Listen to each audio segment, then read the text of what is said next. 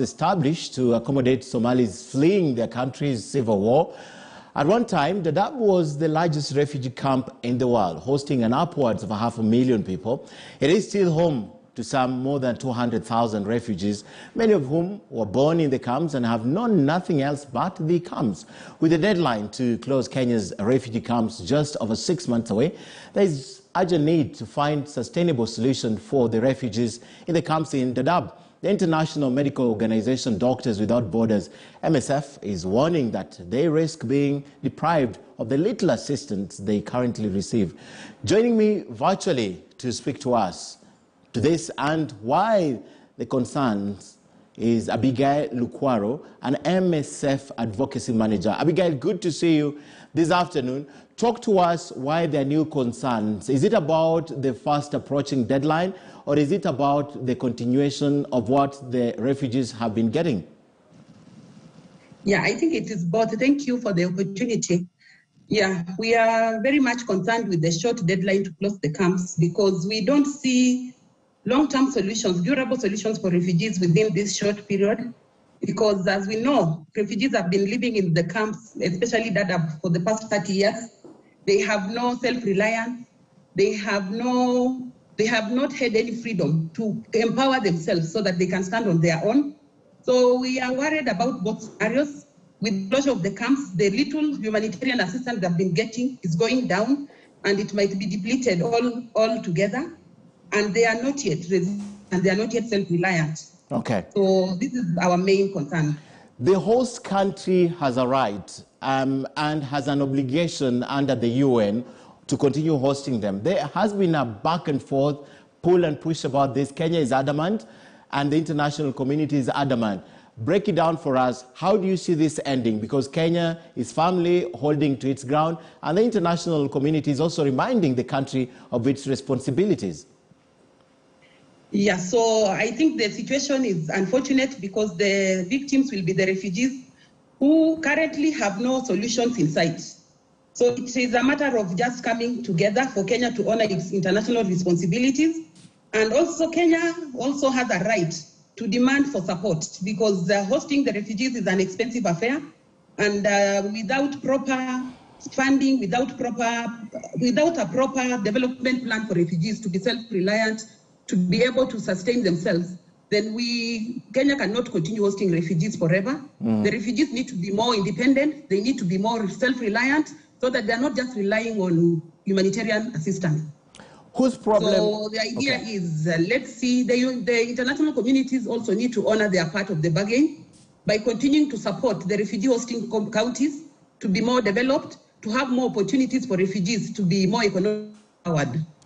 And whose problem is it that the refugees cannot still take care of themselves? Is it the host country? Is it the international organizations? Yes, I think it is both sides because we all know the root cause of the situation. The situation in Somalia is not yet stable, as we all know. As an international community, we've not done enough to address the issues back in their home countries, so that they can return in safety and dignity. So it's a situation that all of us have some responsibility to play on how can we stabilize Somalia. Despite all these years, there's no sight of solutions for Somalia. So how will the refugees go back? All they need is some dignity and safety, but at what expense? Their freedom. 30 years is quite a long time not to be ready to leave when you're told to leave. And perhaps this is the reason for that adamancy from the Kenyan government. Where does MSF stand when it comes to this, where is the middle ground for MSF, for example? Because 30 years is a long time. And we know Somalia is not yet stable, but there are Somalians in Somalia, there are Somalians elsewhere, and Kenya is still adamant. Back to my first question. Yes. So Kenya as it stands, it has a right because this is a protracted situation. So putting people in camps for 30 years is not really in order. It's like enslavement of some sort. When you talk to refugees, they feel trapped. They have no future plans. It's like their life is stuck. You are somewhere, but it's the best you can get because the only thing they're looking for is safety. is some form of dignity. But at what expense? When you are enclosed somewhere that you cannot move, you cannot work outside, you cannot do business, you cannot do anything, it becomes very difficult for you to just be dropped. Okay. So it goes back to all of us to think about, as a country, what solutions do we want to look at?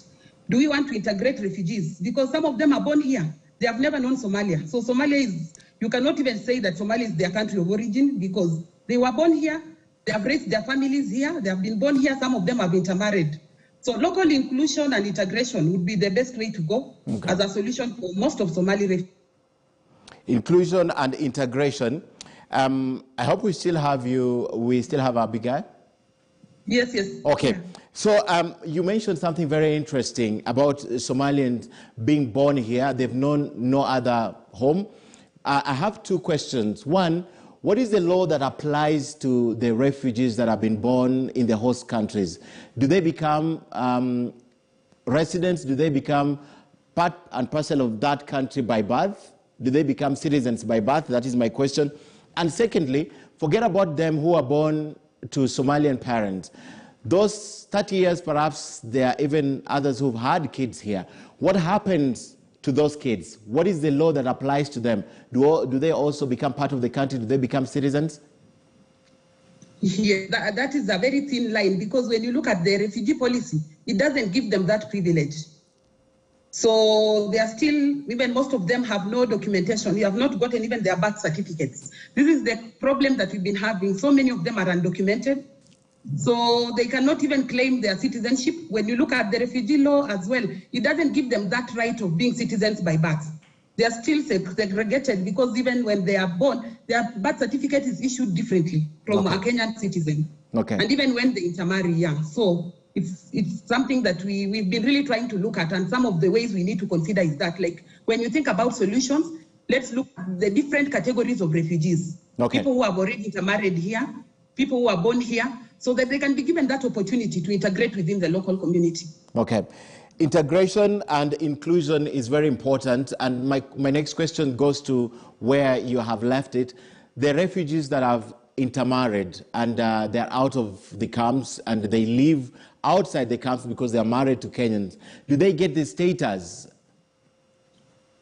Yeah, it's not yet clear, and most of them, they're just within the host communities because they can't move. They don't have that right to move outside the designated areas.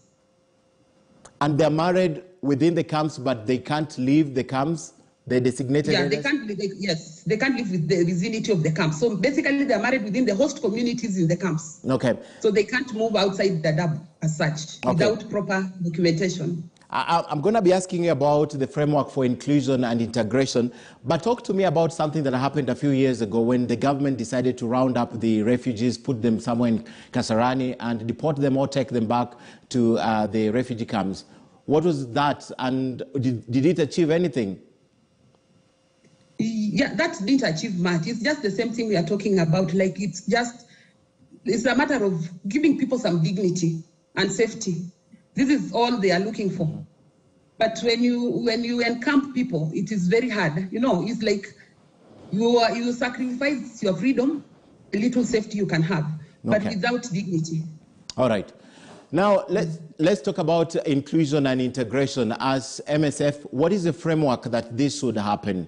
Do we need to legislate? Do we need, how do we do it? No, it's a matter of the Kenyan government, and as you can see from the new refugee bill, it talks about providing refugees with that freedom to be socioeconomically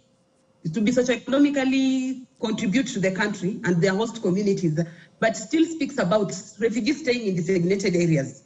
So there is a lot of gray area on to what extent do we have freedom for refugees to integrate.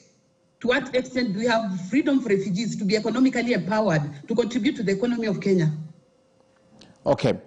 And my last question to you is, that period is very short. So what happens between now and that period that is remaining for the camp to be closed? So what we are trying to lobby for is just for international community also to own up. They are part of the bargain. Because as we all know, Kenya also is struggling with its own priorities. So there is need for the international community also to come in and development partners also to support in improving the economy of the hosting communities, to provide more opportunities for refugees to be economically empowered.